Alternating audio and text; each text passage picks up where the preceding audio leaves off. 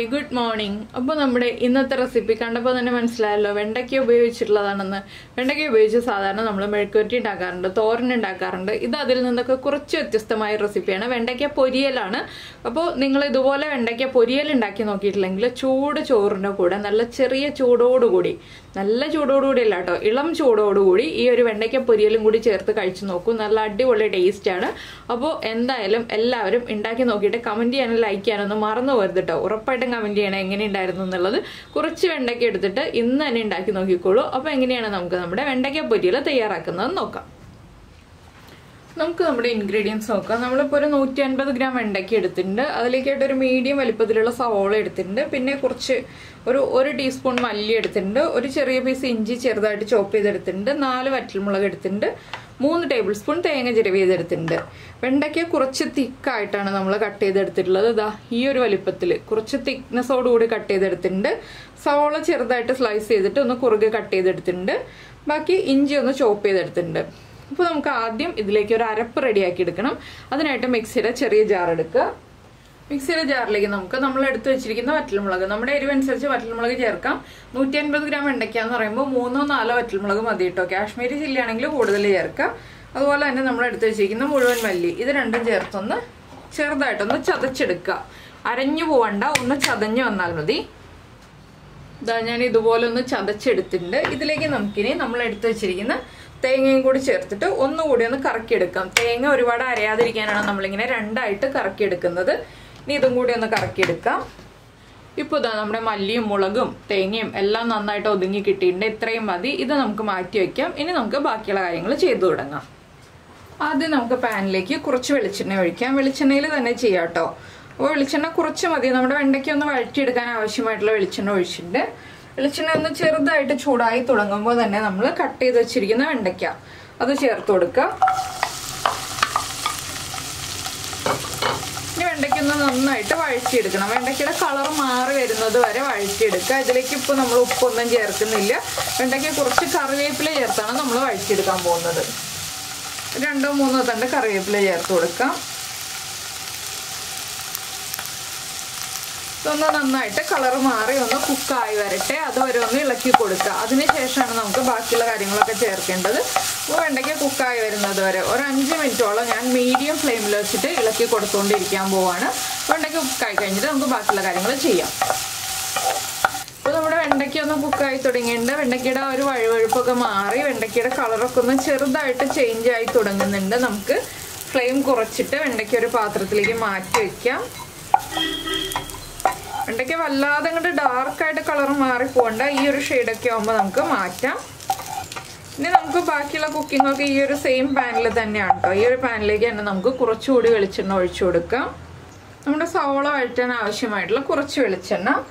ഇതിലേക്ക് ആദ്യം നമ്മൾ കട്ട് ചെയ്ത് വെച്ചിരിക്കുന്ന ഇഞ്ചി ചേർത്ത് കൊടുക്കാം. ഇഞ്ചി ഒന്ന് ചൂടായി വരട്ടെ. ഇഞ്ചി ഒന്ന് ചൂടായി വന്നു കഴിയുമ്പോൾ നമ്മൾ കട്ട് ചെയ്ത് വെച്ചിരിക്കുന്ന സവോള ചേർക്കാം. സവോളയും കൂടി ചേർത്തിട്ട് നന്നായിട്ടൊന്ന് വഴറ്റിയെടുക്കുക. സവോളയുടെ ആ ഒരു പച്ചപ്പുണ്ടല്ലോ അതൊന്ന് മാറി സവോളയൊന്ന് ട്രാൻസ്പെറൻ്റ് ആയി വരുന്നത് വരെ ഒന്ന് വഴറ്റി കൊടുക്കുക. സവോള ട്രാൻസ്പെറൻ്റ് ആയി വരുന്നത് വരെ വഴറ്റി കൊടുക്കുന്നതിനായിട്ട് നമുക്ക് എളുപ്പത്തിൽ വഴന്ന് കിട്ടാനായിട്ട് കുറച്ച് ഉപ്പ് ചേർക്കാം. നമ്മളിപ്പോൾ വെണ്ടയ്ക്കയിൽ ഉപ്പ് ചേർത്തിട്ടില്ല, അപ്പോൾ കുറച്ച് ഉപ്പേ ചേർക്കുന്നുള്ളൂ. വെണ്ടയ്ക്കയിലേക്കുള്ള ഉപ്പ് നമുക്ക് പിന്നീട് ചേർക്കാം. അതുപോലെ തന്നെ ഒരു 1/4 ടീസ്പൂൺ മഞ്ഞൾപ്പൊടിയും കൂടി ചേർത്ത് കൊടുക്കാം.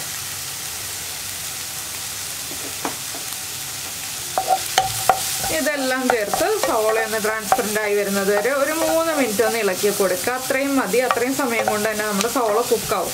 സവോള ഒന്ന് ഓവർ കുക്കായി പോകണ്ട, ജസ്റ്റ് ഒന്ന് ട്രാൻസ്പെറൻ്റ് ആയി തുടങ്ങിയാൽ മതി. അപ്പോൾ 3 മിനിറ്റ് കഴിഞ്ഞിട്ട് നമുക്ക് ബാക്കിയുള്ള കാര്യങ്ങളൊക്കെ പറയാം കേട്ടോ. അപ്പോൾ നമ്മുടെ സവോള ഒന്ന് ട്രാൻസ്പെറൻ്റ് ആയി തുടങ്ങിയിട്ടുണ്ട്. നമുക്കിനി ഇതിലേക്ക് നമ്മൾ ആദ്യം തയ്യാറാക്കിയ അരപ്പുണ്ടല്ലോ, മല്ലിയും മുളകും തേങ്ങയൊക്കെ ചേർത്തിട്ട് ആ അരപ്പ് ചേർത്ത് കൊടുക്കാം. ഇതിലേക്ക് വെളുത്തുള്ളി വേണമെന്നുണ്ടെങ്കിൽ ഒരു 2 അല്ലി വെളുത്തുള്ളിയും കൂടി നമ്മൾ ഈ തേങ്ങ അരയ്ക്കാൻ ചേർക്കുമ്പോൾ അതിൻ്റെ കൂടെ ചേർക്കാം കേട്ടോ. ഞാനിപ്പോൾ വെളുത്തുള്ളി ചേർക്കാറില്ല. ഞാൻ പറയാറുണ്ടല്ലോ ചില കറികളിൽ ഞാൻ വെളുത്തുള്ളി ചേർക്കാറില്ല. ഇനിയിപ്പോൾ നമ്മുടെ തേങ്ങയുടെ ആ ഒരു റോ ടേസ്റ്റ് മാറി വരുന്നത് വരെ ഒരു 2 മിനിറ്റ് ഒന്ന് ഇളക്കി കൊടുക്കുക. അപ്പോൾ ഇനി നമുക്ക് തേങ്ങയ്ക്കും വെണ്ടയ്ക്കും എല്ലാം ആവശ്യമായിട്ടുള്ള ബാക്കി ഉപ്പും കൂടി ചേർത്ത് കൊടുക്കാം. നമ്മുടെ വെണ്ടയ്ക്കയുടെയും തേങ്ങയുടെയും എല്ലാം അളവ് നോക്കിയിട്ട് നമ്മൾ ഉപ്പ് ചേർക്കാം കേട്ടോ. തേങ്ങ ചേർത്തിട്ട് ഒരുപാട് സമയം വഴറ്റിയെടുക്കേണ്ട ആവശ്യമില്ല, കുറച്ച് സമയം ഒന്ന് വഴറ്റിയെടുക്കുക. ഇതിലേക്ക് മുളക് പൊടി ചേർക്കരുത്, നമ്മുടെ വറ്റൽമുളക് തന്നെ ചേർത്തിട്ട് ഇതുപോലെ അരപ്പ് റെഡിയാക്കി എടുക്കുക. അതുപോലെ മല്ലിയൊക്കെ അരഞ്ഞു പോവാതെ മല്ലിയൊക്കെ ഒന്ന് കടിക്കാൻ കിട്ടുന്ന രീതിയിൽ റെഡിയാക്കി എടുക്കുക. അപ്പോഴാണ് ഈ ഒരു പൊരിയലിന് നല്ലൊരു ടേസ്റ്റ് കിട്ടുക. തേങ്ങയുടെ ആ റോ ടേസ്റ്റ് ഒക്കെ മാറി വന്നിട്ടുണ്ട്. നമുക്കിനി നമ്മൾ ആദ്യം വഴറ്റി വെച്ചിരിക്കുന്നത് നമ്മുടെ വെണ്ടയ്ക്ക ചേർത്ത് കൊടുക്കാം. വെണ്ടയ്ക്ക ചേർത്തിട്ട് നന്നായിട്ട് ഇളക്കി മിക്സ് ചെയ്യുക. വളരെ എളുപ്പമല്ലേ നമുക്ക് ഈ ഒരു റെസിപ്പി ഉണ്ടാക്കാനായിട്ട്. നമ്മളെപ്പോഴും വെണ്ടയ്ക്ക മെഴുക്കുവരട്ടി, വെണ്ടയ്ക്ക തോരൻ, വെണ്ടയ്ക്ക പാൽക്കറി അങ്ങനെ പല വിഭവങ്ങളും ഉണ്ടാക്കാറുണ്ട്. അപ്പോൾ വെണ്ടയ്ക്ക ഉപയോഗിച്ച് മെഴുക്കുവരട്ടിയും തോരനും ഒക്കെ അല്ലാതെ ഇതുപോലെ ഒന്ന് നിങ്ങൾ ഉണ്ടാക്കി നോക്കും. ചോറിൻ്റെ കൂടെ കഴിക്കാൻ നല്ലൊരു കോമ്പിനേഷനാണ്. കഞ്ഞിയുടെ കൂടെയും കഴിക്കാം കേട്ടോ. മഴക്കാലത്തൊക്കെ ആകുമ്പോൾ രാത്രി ചൂട് പൊടിയരി കഞ്ഞിയോ അല്ലെങ്കിൽ ചൂട് കഞ്ഞിയോ ഒക്കെ കഴിക്കുമ്പോൾ കഞ്ഞിയുടെ കൂടെയും കഴിക്കാൻ നല്ലൊരു കോമ്പിനേഷനാണ്. അപ്പോൾ എന്തായാലും എല്ലാവരും ഉറപ്പായിട്ടും ട്രൈ ചെയ്ത് നോക്കുമെന്ന് വിചാരിക്കുന്നു. ഇനി വെണ്ടയ്ക്കയും കൂടി ചേർന്നിട്ട് ഒരു മിനിറ്റും കൂടെ ഒന്ന് ഇളക്കി കൊടുക്കുക. അപ്പോൾ നമ്മുടെ ചാനൽ ആദ്യമായിട്ട് കാണുകയാണ്, നമ്മുടെ വീഡിയോ പ്രസൻറ്റ് ചെയ്യുന്ന രീതിയൊക്കെ ഇഷ്ടമായി എന്നുണ്ടെങ്കിൽ ചാനലൊന്ന് സബ്സ്ക്രൈബ് ചെയ്ത് സപ്പോർട്ട് ചെയ്യില്ലേ? സബ്സ്ക്രൈബ് ചെയ്ത് സപ്പോർട്ട് ചെയ്യുന്നതിന് ഈ വീഡിയോയുടെ താഴെയുള്ള ആ സബ്സ്ക്രൈബ് ബട്ടൺ ഒന്ന് ക്ലിക്ക് ചെയ്യുക. അതിൻ്റെ റൈറ്റ് സൈഡിലുള്ള ബെല്ലൈക്കണും ക്ലിക്ക് ചെയ്യുക. അപ്പോൾ ഓൾ എന്ന് പറഞ്ഞിട്ടൊരു ഓപ്ഷൻ കാണാം. ആ ഓളും കൂടി പ്രസ് ചെയ്തിട്ടുണ്ടെങ്കിൽ ഞാൻ എപ്പോഴും വീഡിയോ അപ്ലോഡ് ചെയ്യുമ്പോൾ നിങ്ങൾക്ക് നോട്ടിഫിക്കേഷൻ വരും. അപ്പോൾ ഇത് അടച്ചു വെച്ച് കുക്ക് ചെയ്യരുത് കേട്ടോ, തുറന്ന് വെച്ചിട്ട് തന്നെ കുക്ക് ചെയ്യണേ. അപ്പോഴാണ് കറക്റ്റായിട്ട് ഇതുപോലെ വിട്ട് നിൽക്കുള്ളൂ. തുറന്ന് വെച്ച് കുക്ക് ചെയ്താൽ, അല്ലെങ്കിൽ അടച്ചു വെച്ച് കുക്ക് ചെയ്തിട്ടുണ്ടെങ്കിൽ കുഴഞ്ഞു പോകും. അതുകൊണ്ടാണ് നമ്മൾ തുറന്ന് വെച്ചിട്ട് തന്നെ കംപ്ലീറ്റ് കുക്കിംഗ് നടത്താമെന്ന് പറയുന്നത്. പിന്നെ നമ്മുടെ വീഡിയോ പ്രസൻറ്റ് ചെയ്യുന്ന രീതി ഇഷ്ടമായി എന്നുണ്ടെങ്കിൽ ഒന്ന് ലൈക്ക് ചെയ്തും കൂടി ഇട്ടേക്കണേ. പിന്നെ നിങ്ങളുടെ അഭിപ്രായങ്ങളൊക്കെ ഒന്ന് കമൻറ്റ് ചെയ്യുകയും കൂടി ചെയ്യണേ. അപ്പോൾ നമുക്കിത് നമ്മുടെ സെർവിങ് ബൗളിലേക്ക് മാറ്റാം. ഇത്രയുള്ള പരിപാടി. നമുക്ക് നമ്മുടെ അടുത്ത റെസിപ്പിയുമായിട്ട് അടുത്ത ദിവസം വീണ്ടും കാണാം.